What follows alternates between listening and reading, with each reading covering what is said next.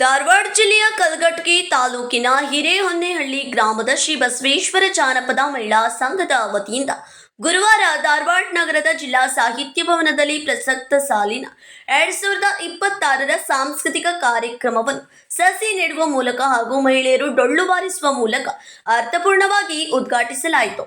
ಕಾರ್ಯಕ್ರಮದಲ್ಲಿ ಕನ್ನಡ ಸಾಹಿತ್ಯ ಪರಿಷತ್ತು ತಾಲೂಕು ಅಧ್ಯಕ್ಷ ಮಾಂತೇಶ್ ನರೇಕಲ್ ಮಾತನಾಡಿ, ದೇಶೀಯ ವಿವಿಧ ಜಾನಪದ ಕಲಾ ಪ್ರಕಾರಗಳನ್ನು ಉಳಿಸಿ ಬೆಳೆಸುವುದರ ಜೊತೆಗೆ ಮುಂದಿನ ತಲೆಮಾರಿಗೆ ಪರಿಚಯಿಸುವುದು ಪ್ರತಿಯೊಬ್ಬ ಕಲಾವಿದನ ಗುರುತರ ಜವಾಬ್ದಾರಿಯಾಗಿದೆ ಎಂದು ಹೇಳಿದರು.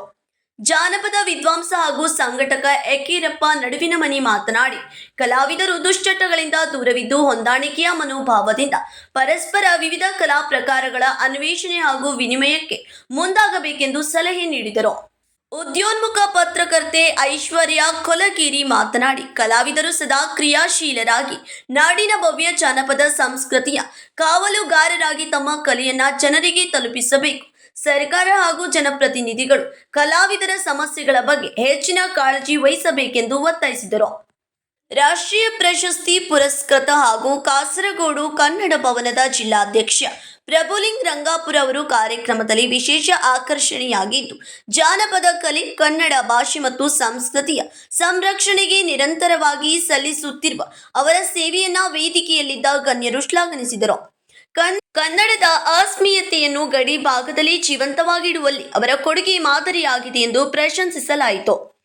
ಈ ಸಂದರ್ಭದಲ್ಲಿ ಕಲಘಟಗಿ ತಾಲೂಕು ಕರ್ನಾಟಕ ಸಂಗ್ರಾಮ ಸೇನೆ ಅಧ್ಯಕ್ಷ ಸಾತಪ್ಪ ಕುಂಕೂರ, ಕಲಘಟಗಿ ತಾಲೂಕು ಮಕ್ಕಳ ಸಾಹಿತ್ಯ ಪರಿಷತ್ತಿನ ಅಧ್ಯಕ್ಷ ಸೋಮಲಿಂಗ ವಡೇರ, ಕನ್ನಡ ಜಾನಪದ ಪರಿಷತ್ತಿನ ತಾಲೂಕು ಅಧ್ಯಕ್ಷ ನಿಂಗಪ್ಪ ದೊಡ್ಡ ಪೂಜಾರ, ಪಾರವ್ವ ದೇಶೂರ, ಬಸವ ಉಳ್ಳಾಗಡ್ಡಿ, ಜೈಬುನ ಜಾಪರ್ಬಾಯಿ, ಅನಸವ್ವ ನನ್ನಕ್ಕಿ, ಈರಪ್ಪ ಎಮ್ಮಟ್ಟಿ, ಮಹಿಳಾ ಡೊಳ್ಳಿನ ತಂಡದ ಸದಸ್ಯರು, ನಾಡಿನ ವಿವಿಧ ಕಲಾವಿದರು, ಸಾಹಿತಿಗಳು, ಪತ್ರಕರ್ತರು ಹಾಗೂ ಕಲಾ ಪ್ರೇಮಿಗಳು ಉಪಸ್ಥಿತರಿದ್ದರು.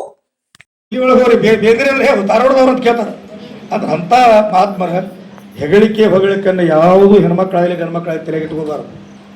ಉಪ್ಪು ಹೋಗ್ಯಾರು ತಲೆಯಾಗಿಟ್ಕೋಬಾರ್ದು, ಕಡ್ಡಿ ಕೊರಿಯವ್ರು ಅಂತ ತಗೋಬಾರ್ದು. ಆಯ್ತಪ್ಪ, ನೀವು ಇಲ್ಲ ನಾ ಧಾರವಾಡಕ್ಕೆ ಬಂದಿದ್ದು ಹೊಂಟೇನೆ, ಹೇಗೆ ನನಗೆ ಹಂಗಾಗಿಲ್ಲಪ್ಪ, ನಮಗೇನು ಸಿಗಬಾರ್ದು, ನಾವೇನು ಹಂಗೆ ಹೋಗಿ ಹಂಗೆ 10 ರೂಪಾಯಿ ಖರ್ಚು ಮಾಡ್ಕೊಂಬಂದೀವಪ್ಪ, ಇರಲಿ ನಾವು ಹಿಂಗೆ ಹೋಗ್ಯವ ಅನ್ನುವಂಥ ಧೈರ್ಯ ನಿಮ್ಗೆ ಬೇಕು. ಹೀಗಾಗಿ ಒಬ್ಬ ಸಣ್ಣ ಹುಡುಗಿ ಆದರೂ ಕೂಡ ಭಾಳ ನಾವು ಹಳ್ಳಿ ಒಳಗೆ ಕಾರ್ಯಕ್ರಮ ಇಟ್ಕೊಂಡು ಬಿಸಿಲಳ್ಳಿ ಒಳಗೆ ಅವತ್ತು ನಾ ಬಿಸಿಲಳ್ಳಿ ಹೋಗೇನೆ. ಎಲ್ಲ ಪಾಪ ಹೆಂಗೆ ಹುಡುಗರು ಒಂದು 4 ಮಂದಿ ಕೂಡ ಹೇಳಿದ್ರು, ಅದೇನೋ ಬರಲಿ ಸರ, ನಮ್ಮೆಲ್ಲ ಕಲಾವಿದರು ಮಾಡಕತ್ತಾರ, ಅದನ್ನು ದ್ಯಾಮೋನ್ ಗುಡಿ ಒಳಗೆ ಫಂಕ್ಷನ್ ಮಾಡೋಣ, ಮುಂದೆ ಪೆಂಡಲ್ ಹಾಕಿಸ್ತೇವಂದ್ರೆ, ಊಟದ ಮಾಡಿಸ್ತೇವಂದ್ರೆ, ಮತ್ತು ಇನ್ನೂ ನಮಗೇನು ಸಹಕಾರ ಬೇಕು, ಸಾಕು ನಮಗೆ ಯಾರು ಏನು ಕೊಟ್ಟ ಕಿಶದಾಗಿಟ್ಟು ರೊಕ್ಕ ಇಟ್ಟು ಹೋಗೋ ಮಂದಿ ಬೇಡ. ನಮ್ಗೆ ಪ್ರೀತಿಯಿಂದ ಮಾಡ್ರಿ ಅಂತ ಬೆನ್ನು ತಟ್ಟವ್ರಿದ್ರೆ ಸಾಕು, ಅವ್ರನ್ನ ಕರ್ಕೊಂಡು ನಾವು ವೇದಿಕೆ ಕುಂದರ್ಸ್ತೀವಿ. ನಮ್ಗೇನು ಬೇಡ, ರೊಕ್ಕ ಬೇಡ, ರುಚಿ ಬೇಡ, ಶಾರು ನಾವು ತರ್ತೇವೆ, ಮಾಲಿ ನಾವು ತರ್ತೇವೆ, ಕುಂತ್ಕೊಂಡು ನೀವು ಮಾಡ್ರಿ, ನಾವು ಹಿಂದದೇವಂತ ಒಂದು ಊರು ಕೋಲಾಗಿ ನಿಮ್ಗೆ ಹಿಂದೆ ನಿಂತಿರ್ತೇವೆ.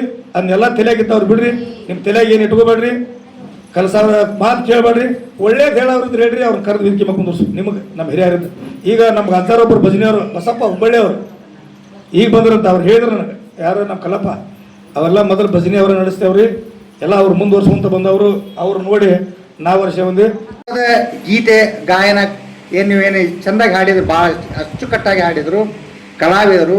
ಈ ಜಾನಪದ ಕಲೆ ಜನರಿಂದ ಬಂದಂಥ ಕಲೆ, ಇದು ಜನಮಾನಸದಿಂದ ಬಂದಂಥ ಕಲೆ, ಕುಟ್ಟುವಾಗ ಬೀಸುವಾಗ ಹಾಡ್ತಕ್ಕಂಥ ಕಲೆ, ಅದನ್ನು ಆ ಕಾಲದಿಂದನೂ ಇನ್ನೂವರೆಗೂ ಉಳಿಸ್ಕೊಂಡು ಹೋಗ್ತಕ್ಕಂಥ ಕಾರ್ಯ ನೀವು ಮಾಡ್ತಾ ಇದ್ದೀರಿ. ಈ ಜಾನಪದ ಸಂಸ್ಥೆ ಉತ್ತರೋತ್ತರವಾಗಿ ಬೆಳೀಲಿ. ಜಾನಪದದ ಸೊಗಡು ಬಹಳ ಅತ್ಯುತ್ತಮವಾದದ್ದು. ಜಾನಪದ ಕಲಾವಿದರು, ಜಾನಪದ ಗೀತೆಗಳು ಬಹಳ ಚೆನ್ನಾಗಿ ಉತ್ತಮವಾಗಿ ಮೂಡಿ ಬರ್ತಾವೆ.